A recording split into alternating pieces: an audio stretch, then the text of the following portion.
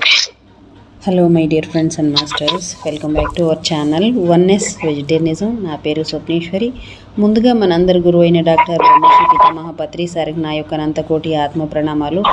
సత్యలోకవాసులకి, దివ్యలోకవాసులకి, మహాకరుణలోకవాసులకి, నక్షత్ర లోకవాసులకి, ఏంజల్స్కి, మహావతర్ బాబాజీకి, బుద్ధ భగవానుడికి, రామ్తా మాస్టర్కి, పరమాత్మైన సదానంద యోగి మహారాజ్కి, పరమగురు మండలందరికీ నా యొక్క అనంత కోటి ఆత్మ ప్రణామాలు.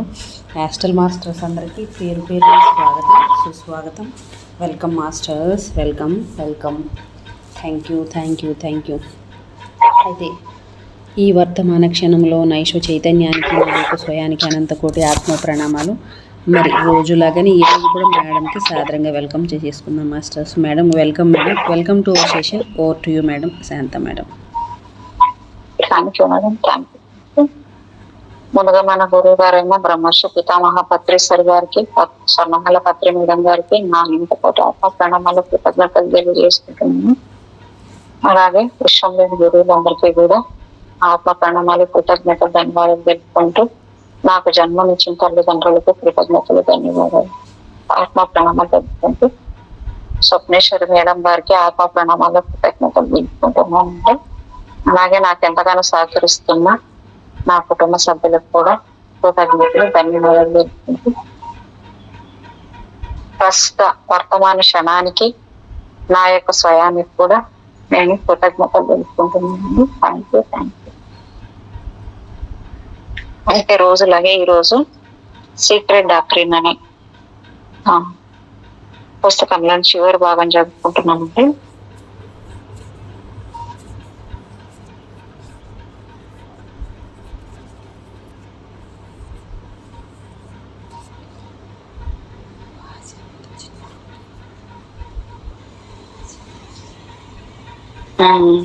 అదే నిర్మాణాత్మకమైన కార్యక్రమం చేపట్టే 3 ముఖ్యమైన సమూహాలు ఉన్నాయి.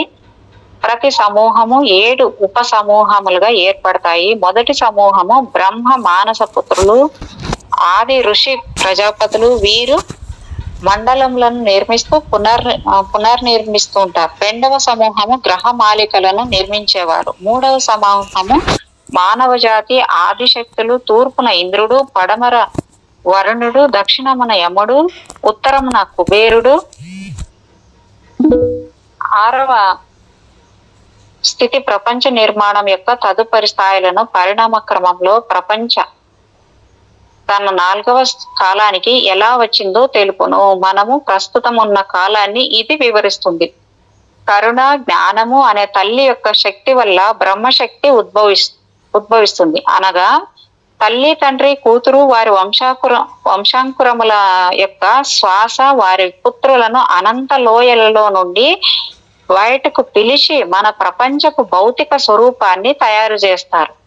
ప్రపంచపు మాయను స్వరూపాన్ని 7 భూతములను తయారు చేస్తారు. వాక్ శక్తి పేరుతో వాక్ వైఖరి మధ్యమ పశ్యంతి పరాస్థితిలో ఉంటుంది. ఈ 4 తత్వాలు విశ్వంలోని 4 తత్వాలతో సరిపోతాయి. దృశ్యమాన విశ్వము పరబ్రహ్మం యొక్క వైఖరి వాక్కు. సూక్ష్మ జగత్తులో ఇది పరబ్రహ్మం యొక్క కాంతిలో ఉంటుంది. ఇది ప్రపంచం యొక్క మధ్యమ వాక్కు, శబ్ద రూపము. పరబ్రహ్మము పశ్యంతి అయితే పరబ్రహ్మం విశ్వం యొక్క పరిస్థితి. అంటే కాస్మోస్ అనే పదానికి అర్థం దివ్య చేతనత్వం గల శక్తి అని గుర్తించాలి. అదే విష్ణువు. వేగంగా చలించే కాంతి గలవాడు. లయ కేంద్రాలను ఉత్పత్తి చేస్తాడు. 7 లయ కేంద్రాలు 7 శూన్య బిందువులుగా అనుకోవచ్చు. అంటే కాస్మోస్ అనేక అర్థాలు ఉన్న రహస్యవాదుల ప్రకారం జీవితం.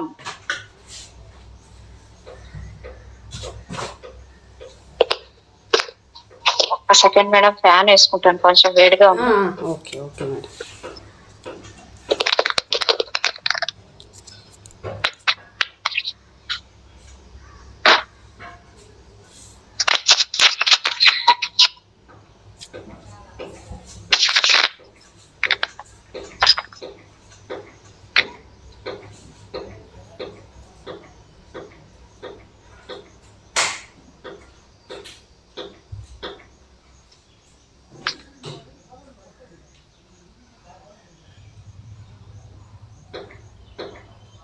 మౌలిక విత్తనాలు సృష్టి ఆరంభంలో లయ స్థితిలో ఉన్నప్పుడు, తాను గతించిన భౌతిక జగత్తులో ఉన్నప్పుడు జీవాత్మ యొక్క అనేక జన్మల అతి తీవ్ర విషయములను విమర్శనాత్మక దృష్టితో పరిశీలిస్తుంది.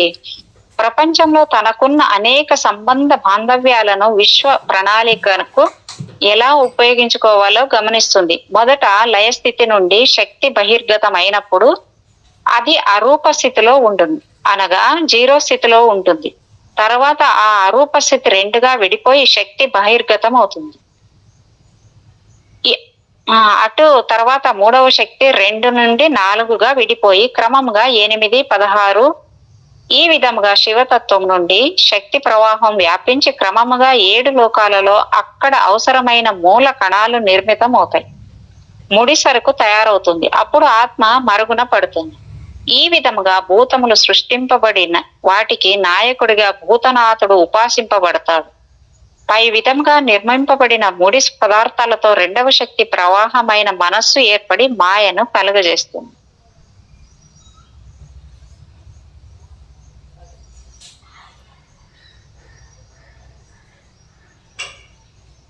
విష్ణుతత్వము 3వ శక్తిగా అన్ని తత్వాలలో నిర్మాణ దేవతలకు తోడ్పడి సృష్టికి దోహదం చేస్తుంది. అప్పుడే మత్స్య, కూర్మ, వరాహ అవతారములు, సముద్ర మదనము జరుగుతుంది. తదుపరి శివశక్తి రూపొంది ఖనిజములు భూమిగా వ్యక్తం అవుతుంది. ఖనిజములు వాటి సంయోగ వియోగం ద్వారా H2O హైడ్రోజన్ అంటే హైడ్రోజన్, ఆక్సిజన్ సంయోగం ద్వారా నీరు, అలానే ఆ కలయికలు విడిపోవట ద్వారా వృక్ష జంతు రూపొందింది, వృక్ష జగత్తు రూపొందింది. ఈ వృక్షములలో ప్రాణము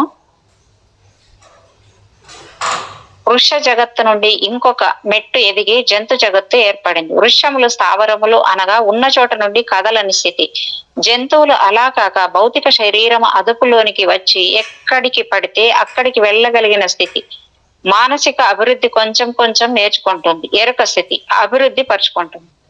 మానవ జగత్తులో అన్నమయ కోశం ఏర్పడి ఉచ్చ స్థితి నుండి నీచ స్థితిలోనికి స్పందనలకు మరియు మనోమయ జగత్తులో కూడా స్పందనలు రూపొంది ఆ స్థితిలో కారణ శరీరములతో పునర్జన్మం తీసుకోగలిగే స్థాయిలో అహంకారము ఏర్పడుతుంది. క్రమముగా మానవ జన్మలో శక్తి ధార దిగువ స్థాయికి, అచట నుండి పై స్థాయికి కూడా ఎదగగల బుద్ధితో కూడిన మనస్సు రూపొందింది.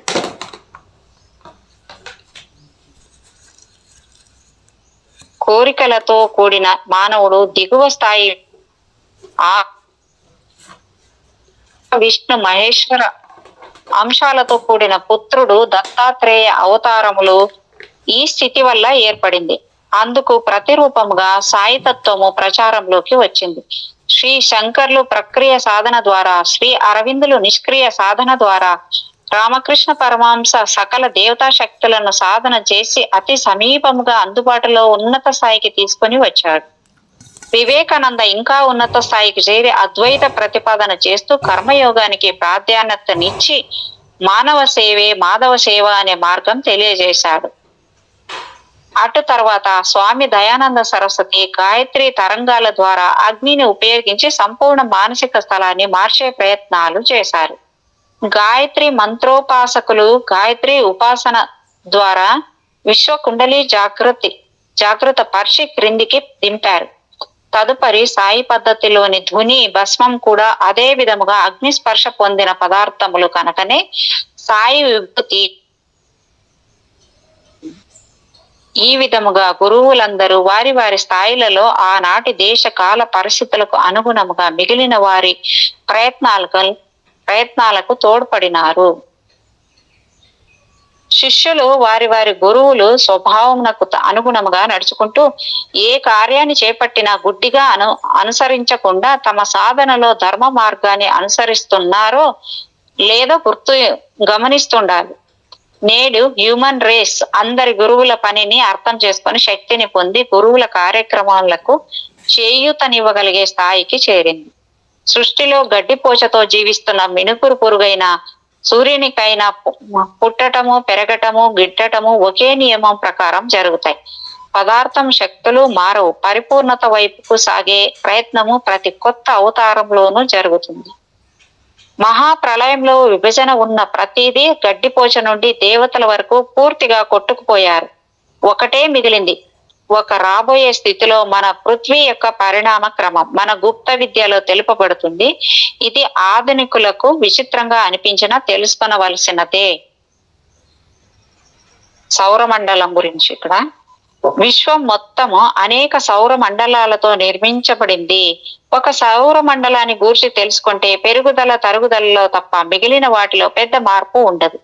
అప్పుడు విశ్వం మొత్తాన్ని గురించి తెలుసుకున్నట్లే అవుతుంది. సౌర కుటుంబ పరిణామ క్రమం ప్రకృతి యొక్క 7 తలాలలో జరుగుతుంది. ఆది స్పందనలు, అనుపాదక, ఆత్మ, బుద్ధి, మనస్సు, కామము, స్థూల ప్రపంచము, అందలి ప్రాణులు, సత్యలోకము, ఆది అనగా సత్తు, తపోలోకము, అనుపాదకత, చిత్, జనాలోకము, ఆనంద స్థితి, ఆత్మ, మహర్లోకము, వివేకం, బుద్ధి, స్వర్గలోకము, రూపరహితము, మనస్సు, భువర్లోకము, కోరికలు, కామము, భూలోకము, అతి సూక్ష్మ అతి స్థూల స్థితి, మరి పంచభూతములు, ఆకాశము ఆనందమయ కోశం, వాయువు విజ్ఞానమయ కోశం, అగ్ని మనోమయ కోశం, జలము ప్రాణమయ కోశము, భూమి అన్నమయ కోశం, 7 గ్రహాలతో కూడిన లెక్క లేనన్ని ప్రపంచ గోళాలు విశ్వంలో రూపొందినవి. ప్రపంచ నిర్మాణంలో క్రింది తలాలలో 4 లోకాలు స్థూల కామ మనో బుద్ధి స్థితులలో వికాసం చెందాయి. పై 3 స్థాయిలు అనగా ఆత్మ, అనుపాదకత, ఆది లోకాల వికాసము మనకు తెలియని స్థితిలో ఉంటుంది. 7 గ్రహములలో మనము నివసించే భూమి అత్యధిక భౌతిక తత్వం కలిగి ఇంద్రియాలకు కనిపించేటట్లుగా ఉండగా మిగిలిన 6 గ్రహాలు దృగ్గోచరము కాని దూర తలాలలో ఉంటాయి. మనకు భూమి వలె బుధుడు, శుక్రుడు, కుజుడు, గురువు, శని మొదలగు గ్రహాలు కంటికి కనిపిస్తున్నాయి. కారణము ఇవి ఒకే తలములో అనగా ఇదే సూర్య కుటుంబంలోని గ్రహాలు. మిగిలినవి ఉచ్చ స్థాయిలోని ఇతర గ్రహాలు. మన భౌతిక ఇంద్రియాలకు అందుబాటులో లేవు. కానీ వాటి ప్రభావము మనలోని 7 స్వభావాలపై ఉంటుంది. ప్రతి గ్రహ కుటుంబంలోనూ ఉన్న ఒక గ్రహము దానికంటే సూక్ష్మ కణాలు గల సహచర గ్రహము దాని పై లోకాలలో ఉంటుంది. ఈ సహచర గ్రహాలు వేరే చోట్ల స్థలంను ఆక్రమించవు. ఒక గ్రహము ఆకాశంలో ఏ స్థలాన్ని ఆక్రమిస్తుందో అదే స్థలంలో తక్కిన సహచర గ్రహములు వాటి స్పందన అవధిని బట్టి విస్తరించి ఉంటాయి. ప్రతి ఉచ్చ స్థాయిలో ఉన్న గ్రహము క్రింది స్థాయిలోని గ్రహములను తనలో ఇముడ్చుకుంటుంది. ఉదాహరణకు సూక్ష్మలోకంలోని ఆత్మలు అంటే దయ్యాలు భూలోకంలో స్వేచ్ఛగా సంచరించగలుగుతాయి. భూమి మీద పదార్థము వాటి చలనానికి అడ్డంకి కాదు. అవి మన ఇంటి గోడలు తలుపులోంచి కూడా ప్రయాణించగలవు. కారణము పదార్థము పంచభూతాలతో నిర్మించబడగా సూక్ష్మలోక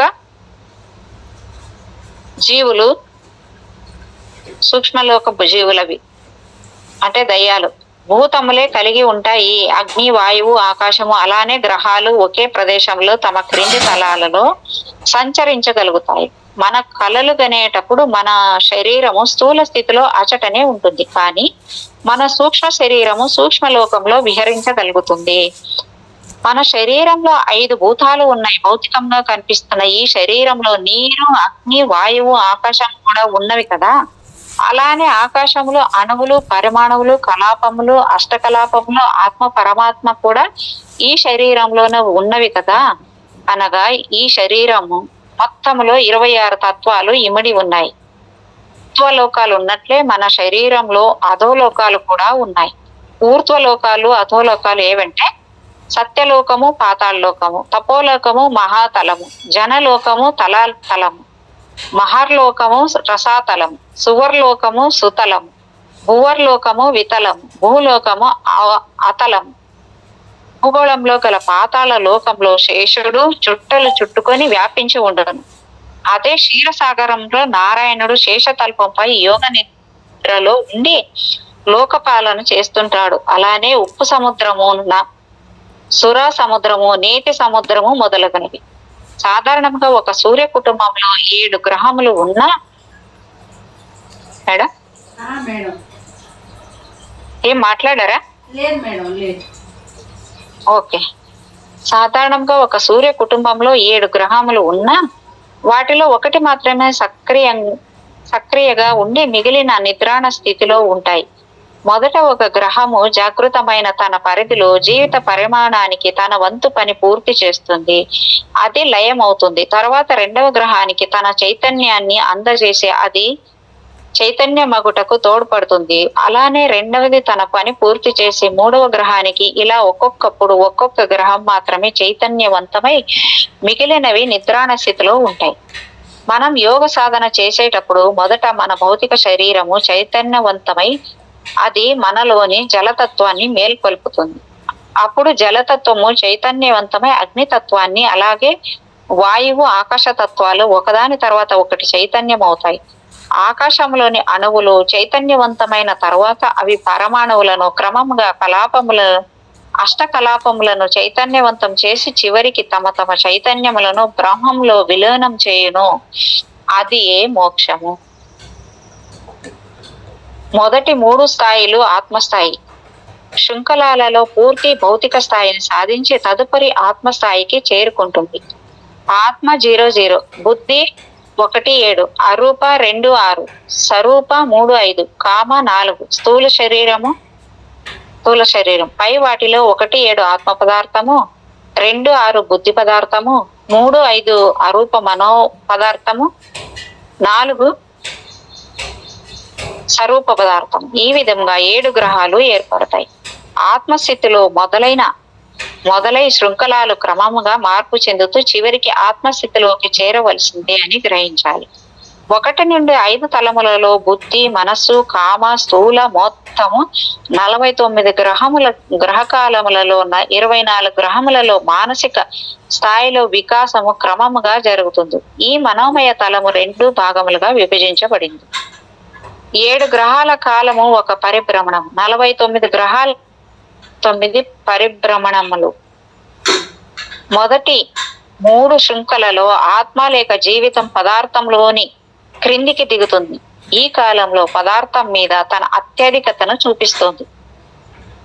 4వ శృంఖలలో ఆత్మ పదార్థము సంతులనం చెంది అనేక రకాలుగా విభిన్న రూపాలు ధరిస్తుంది.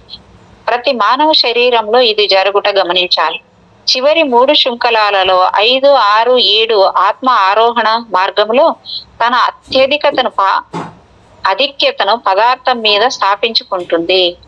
ఇటువంటి 10 పరిణామ క్రమ పథకాలు ఒక సౌర కుటుంబాన్ని నిర్మిస్తాయి.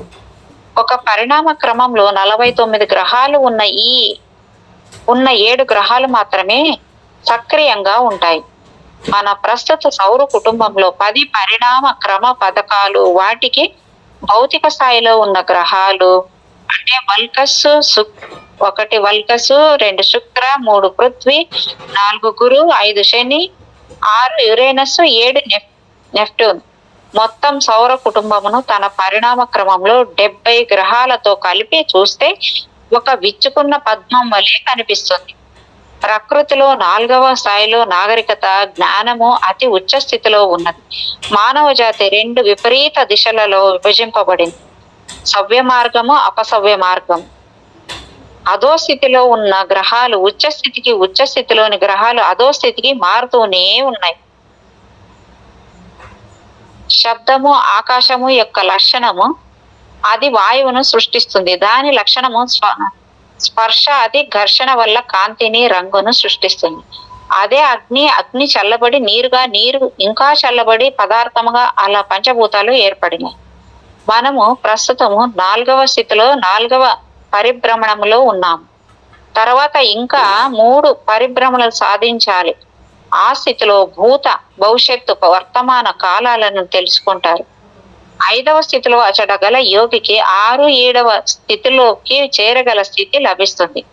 అప్పటికి ఈ మన్వంతరము పూర్తవుతుంది.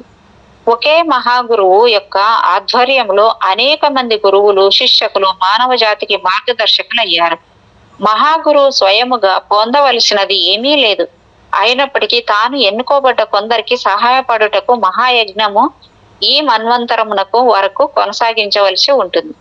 మహాగురువుకు ఈ 3 లోకాలలో చేయవలసింది, తనకు చెందినది, ఆశించున్నది ఏమీ లేదు. అయినప్పటికీ తాను ఎల్లప్పుడూ కర్మ ఆచరిస్తూనే ఉంటాడు. ఈ విశ్వంలో మానవ శరీరం కంటే పవిత్రమైన సాధన పూర్వకమైన స్వరూపము ఇంకొకటి లేదు. దీనిని సద్వినియోగం చేసుకోవాలి. 7వ స్థితి గుప్త విద్యలో దైవశక్తులు 12 ఏలి కిరిబిది అంటే రాసులు 12 గుర్తులుగా నమోదు కాబడినాయి. ఈ 12 రాసులు 7 గ్రహాలకు సంయోగం చెంది ఉన్నాయి. అవన్నీ అసంఖ్యాకమైన దివ్య అర్థ విద్య భౌతిక శక్తులుగా విభజింపబడతాయి. దివ్య శక్తులు మొదటి స్థాయిలో పరబ్రహ్మ నుండి ఆత్మ విడిపోయి బ్రహ్మగా మొదటి శ్రేణి శక్తులు కలిగి ఉంటుంది. 2వ శ్రేణికి చెందిన వారు ఆకాశ అగ్ని తత్వములు కలిగి ఆత్మ బుద్ధికి సంబంధించిన వారు. 3వ శ్రేణికి చెందిన వారు ఆత్మ బుద్ధి మనసుకు చెంది త్రిపుటిగా వర్ణింపబడిన శక్తులు. ఈ 3 శ్రేణులు అరూప స్థితికి చెందినవి. రూపస్థితిలో 4వ స్థాయి చేతనత్వంలో అగ్ని నీరు వాయువులు.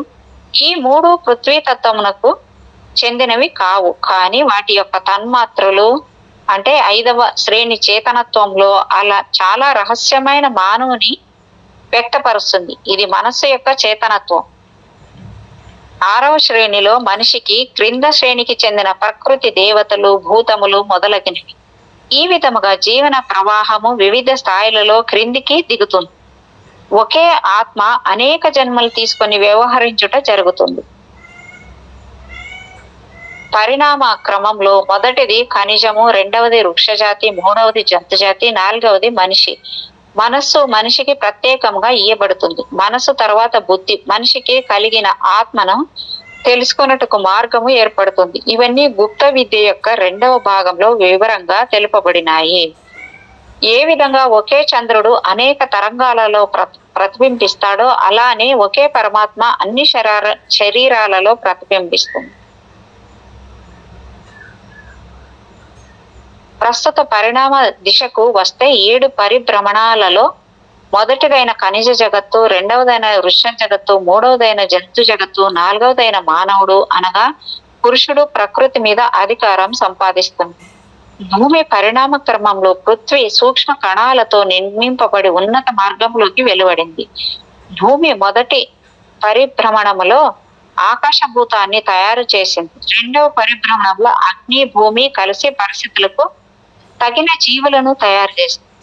అలా క్రమముగా పంచేంద్రియాలు అభివృద్ధి పరుచుకొని సహజ దివ్య దృష్టి వైపు మనిషి ఎదుగుచున్నాడు.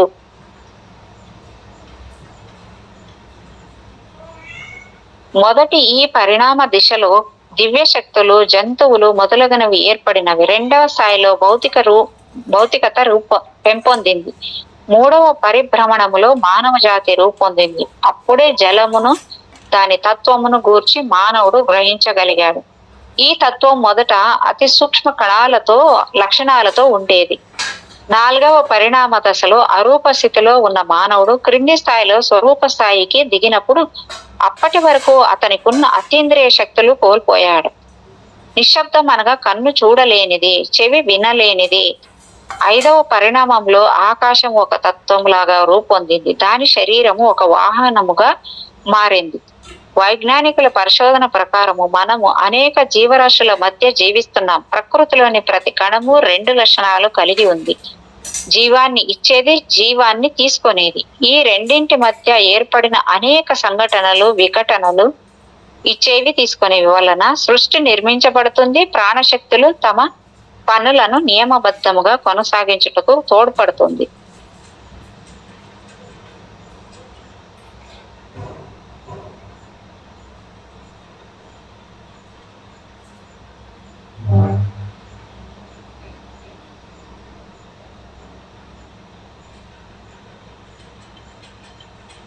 మేడం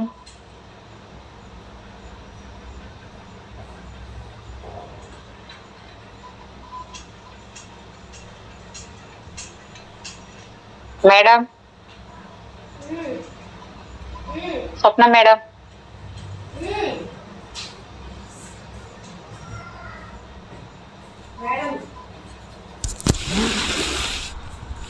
స్వప్న మేడం మేడం అయిపోయింది మేడం. ఇదేంటో మళ్ళీ పేజీలు ఇక్కడికే వీళ్ళు సగం ఇచ్చారో నాకేం అర్థం కాలేదు. మరి ఇక్కడ 301 వరకు ఉన్నాయి. ఓకే. మిగిలినవి ఇంకా ఉన్నాయని అనిపిస్తుంది మేడం. చాలా ఉంది ఇంకా సబ్జెక్ట్. సెకండ్ పార్ట్ లో ఇప్పుడు 301 వరకు ఉంది ఇక్కడ అంతే. ఆ, అవి ఆ. ఇంకా మిగిలింది ఉందేమో అని నాకు తెలీదు. మళ్ళీ పెట్టమని ఈ రోజు ఏమన్నా అడగగలరా మీరు వాళ్ళని? అడుగుతాను మేడం, అడుగుతాను. సీక్రెట్ డాక్టరీన్ అని ఇది పేరేంటంటే ఆ, సర్వయోగ సమన్వయము సీక్రెట్ డాక్టరీన్ సెకండ్ పార్ట్ ఏమైనా ఉందా మేడం అని అడగండి. అడుగుతాను మేడం. సర్వయోగ సమన్వయం. ఓకే. సర్వయోగ సమన్వయం. అట్లా madam. Thank you madam. Thank you madam. Thank you so much madam. మీకు నా హృదయపూర్వకమైన కృతజ్ఞతలు. మరొక్కసారి సమస్త గురుమండలికి, సమస్త విశ్వానికి నా యొక్క అనంత కోటి ఆత్మ ప్రణామాలు. Thank you.